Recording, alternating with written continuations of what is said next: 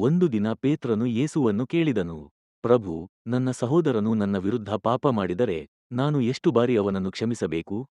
7 ಬಾರಿ ಸಾಕೆ? ಆಗ ಯೇಸು ಹೇಳಿದರು, ಪೇತ್ರ, 7 ಬಾರಿ ಅಲ್ಲ, 77 ಬಾರಿ. ಒಮ್ಮೆ ಒಬ್ಬ ರಾಜನಿಂದ ಅವನ ಸೇವಕನಿಗೆ ದೊಡ್ಡ ಸಾಲವಿತ್ತು. ಸೇವಕನು ತಲುಪಲಾಗದಷ್ಟು ದೊಡ್ಡ ಹಣವನ್ನು ಕೊಡಬೇಕಾಗಿತ್ತು. ಆತನು ರಾಜನ ಮುಂದೆ ಹೋದನು ಮತ್ತು ಕಣ್ಣೀರಿನಿಂದ ಬೇಡಿಕೊಂಡನು, ಸ್ವಾಮಿ, ದಯವಿಟ್ಟು ನನ್ನನ್ನು ಕ್ಷಮಿಸಿ, ನಾನು ಇದನ್ನು ತೀರಿಸುತ್ತೇನೆ. ರಾಜನು ಹೃದಯದಿಂದ ಕ್ಷಮಿಸಿ ಅವನ ಎಲ್ಲಾ ಸಾಲವನ್ನು ತೊಡೆದುಹಾಕಿದನು.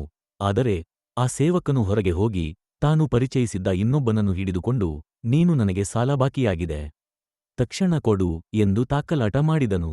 ಆ ವ್ಯಕ್ತಿಯು ಕಣ್ಣೀರಿನಿಂದ ಬೇಡಿಕೊಂಡನು, ದಯವಿಟ್ಟು ನನಗೆ ಸ್ವಲ್ಪ ಸಮಯ ಕೊಡು. ಆದರೆ ಸೇವಕನು ಅಸಮ್ಮತಿಸಿ ಅವನನ್ನು ಕಾರಾಗೃಹಕ್ಕೆ ಹಾಕಿಸಿದನು. ಈ ಸುದ್ದಿ ರಾಜನ ಕಿವಿಗೆ ಬಂತು. ರಾಜನು ಆ ದಾಸನನ್ನು ಕರೆಸಿ ಹೀಗಂದನು, ನಾನು ನಿನ್ನನ್ನು ಹೃದಯಪೂರ್ವಕವಾಗಿ ಕ್ಷಮಿಸಿದೆ, ಆದರೆ ನೀನು ಸಹ ಇತರರನ್ನು ಕ್ಷಮಿಸಬೇಕಾದ್ದು ಅಲ್ಲವೇ ಎಂದು ಹೇಳಿ ಅವನನ್ನು ಕಾರಾಗೃಹಕ್ಕೆ ಹಾಕಿದನು. ಅದರಿಂದಲೇ ನಿಮ್ಮ ಹೃದಯದಿಂದ ನಿಮ್ಮ ಸಹೋದರರನ್ನು ಕ್ಷಮಿಸಿ, ದೇವರು ನಿಮಗೆ ಕ್ಷಮಿಸುವನು.